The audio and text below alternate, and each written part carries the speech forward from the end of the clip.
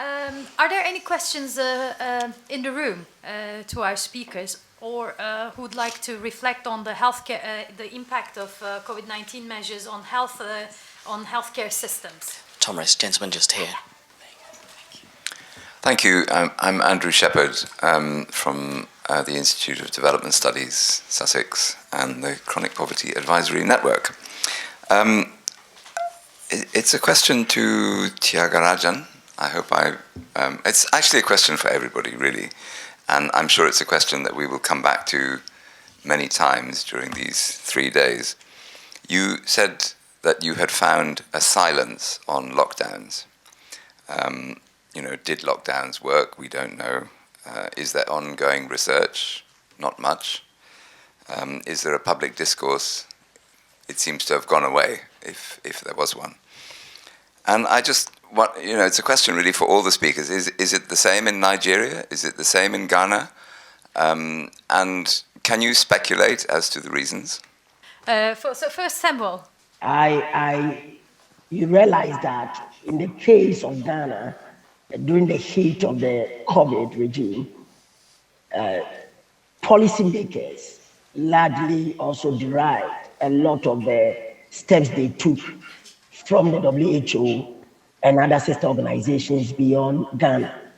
Their interest, however, was to make sure that they reduced mortality. The president, for example, felt that if we preserved lives, then we could re-engage ourselves within the economic sphere in the foreseeable future. But the irony is that if you look at, for example, the social settings, architecture, for example, how the Ghanaian compounds are. We live in a communal setting, said that we have verandas, but we all come together to live at night. And more so, in every single unit, for example, you are likely to find sometimes 4 or 5 people inhabiting a single space, what we call single room, in a traditional family compound. So when you talk about lockdown, what you are saying is that if one is infected and he is with the entire family in the compound without being allowed to go out to engage in their social activity, you are taking away from them their right of social engagement and economic growth. You are also likely risking them because the propensity that if one had it, he will communicate or give or infect all the other persons in the compound was high. So the question of lockdown really presents a dilemma if you look at it from a Ghanaian context. My argument is that historically, to preclude an individual from engaging in the social activity is something that is known by a lot of Africans and Ghanaians for that matter. For example, if one was declared as being unfit or sick, the individual was prevented from going to work. The individual stayed at home and was taken care of. So in a COVID regime like this, if one was not infected, then the rules that rather enjoins people to conduct themselves in the proper social setting, the rural African setting or those at the periphery, is as different from Accra, Kumasi, or Lagos, as my senior talked about. So fundamentally, the lockdown approach should have been used in a selective manner, and also it should have been used partly as a result of the engagement with interest groups. Market women, who are largely the breadwinners, a lot of them are the breadwinners in the informal sector. And so by telling them not to go out to trade, you were leading them to hunger, strike, and eventually death. In fact, if you look at the Ghanaian experience, the government of Ghana decided to provide packed lunch, and it was just an eyesore because people moved en bloc and en masse to places where this food was distributed. It beat the general notion of social distancing and all that. And so it leads us to the broader discussion when my initial point I made about the fact that the BBC reporter said that maybe Africa was able to survive as a result of poverty and it led to a lot of anger and all that. It's a very vivid answer.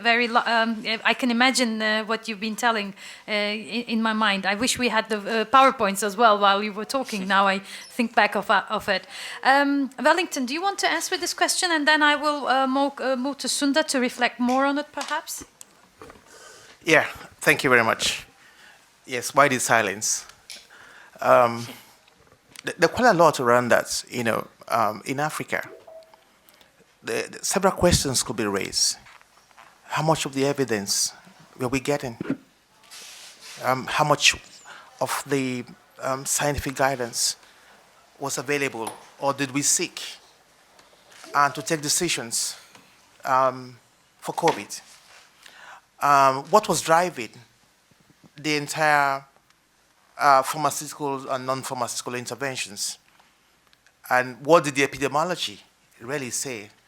Now, if we did not actually know so much of this at the beginning, maybe because of a lot of panic, and there are issues which, of course, are critical if we wanted to look at the silence. Of course, it's not only on lockdown. There's silence on a couple of other interventions and other things, other interventions that they plan to bring to Africa.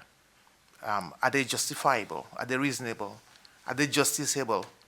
And how do we manage interventions in settings where I'm a malariologist and we lose about 150,000 children due to malaria every year? And the records are clear. Within COVID, people were dying of cholera that's preventable. We apparently lost more people from cholera, than COVID. I'm just doing all of this. But basically, I gave the example of Lagos. The situation in Lagos is quite different, Lagos State, and what the government did in consultation. We saw a seemingly different approach. And of course, the dynamics of how COVID works in many places in Nigeria, I think we should say it. In many places, really, there was no semi-lockdown in quite a number of places. But in the urban settings, and of course, far away from Lagos, we still did not. I mean, there were records of people going to the mosque, there were records of people going to the church, and then there was a very strong resistance from people against lockdown, especially when it had to do with their survival. There were no social caps. There was no social protection for anybody. That's why I said that the burden was on everybody. It was on the people. And initially, well, it was accommodated. After a while, in settings where the restrictions could not work, people started doing some things where it's possible. But overall, I agree that this silence and the design for lockdown is unacceptable. It cannot be a plug and play in communities. It cannot play. It cannot and should not really play. We've queried quite a lot of the interventions. And of course, I agree. Samuel had said a couple of things. What are the evidence to show that if we did not have lockdown, or lockdown was not necessary? I would say, clearly for epidemiology, there are routes you could take from the most susceptible to infection to those that are least susceptible. And we knew how this happens from international travelers. And those who do not have anything to do with international traveling, directly or indirectly, the country would have started from that, especially where we do not have a structured economic support process. So what happened, this is informal. Yes, there was a guideline, and guidelines were removed. In fact, for some of the African countries, it appears as if they were waiting for things to be done elsewhere before they take their steps in terms of policy, and that was very troublesome. And it appeared again as if there was a railroading into what every country should be doing. So the question is, should it be like that? And who was in charge, who was responsible for the railroading? That you have to do this and you do that in place of science. I mean, the idea to whether you follow science was a common thing. But science was upside down, really. Was it really followed? If we followed it, we would have looked at the right processes. When you're talking about contact tracing, contact tracing comes from the index and the risk cases down to it percolates down. We looked for information about herd immunity and, of course, the science around when you have an infection and where you begin to develop natural protection. It was really not done too as well. So part of what I queried then was, in the open population, where people still had to go and survive in the marketplaces, no seroprevalence or tracking was done. And that's a big part of the answer to this question, whether lockdown was necessary or not, because the evidence at that time, of course, maybe because of issues around the cases and all that we had done about testing, we could not pick up that piece of information. And one great data you could get, there were lots of intermingling, of course, in the marketplaces and in the worship centers. There were lots of intermingling. And we know too that majority of the cases, among the number of cases that happened in Nigeria, we are connected to international travelers. Quite about 85% of them. We are connected to people who had traveled and met those who returned and were in a party and did other things. So that narrative was very strong. And it could really begin to take us to where we draw the caps. There were issues around country sovereignty, what the countries could do for themselves, and why the narrative was not changing. I have argued, really, that what could be the threatening things about how people die in terms of respiratory distress and issues around the need for oxygen and all of this. We see them in malaria in children. In fact, this happened every time. For the 150,000 cases, we see them. Children die and they have complicated malaria, which is preventable at all costs. And so if you look at it, really, it's an interesting question, but I don't really foresee. But the lessons learned, the Lagos state governments, usually we take charge. Of course, they called them, they actually got them to begin to direct the affairs in the country, but they couldn't do what they may not be able to do out of their space. But the stakeholder engagement was helpful at a particular time. They had to really open up some places, allow agricultural products to come in. They kept on meeting people, but quite a number of people within the larger city were still kept in. So it's a question for thoughts. And then, I still have raised questions as well in addition to that to keep us thinking. But again, the bottom line is what countries have started doing. In Israel and some other countries, they were able to do repurposing. Whereas when there was repurposing for drugs, it was even resisted when it was working and when those evidence were clear. So that one brought some other agenda, of course, to the whole thing. But in terms of production and manufacturing and what we could do with your processes in terms of emergency, those things have come up big. But again, that also remains. It's something that we have to think about. Thank you. Thank you very much for adding it, Wellington. I want to give the word to Sunda to reflect on the silence he faced.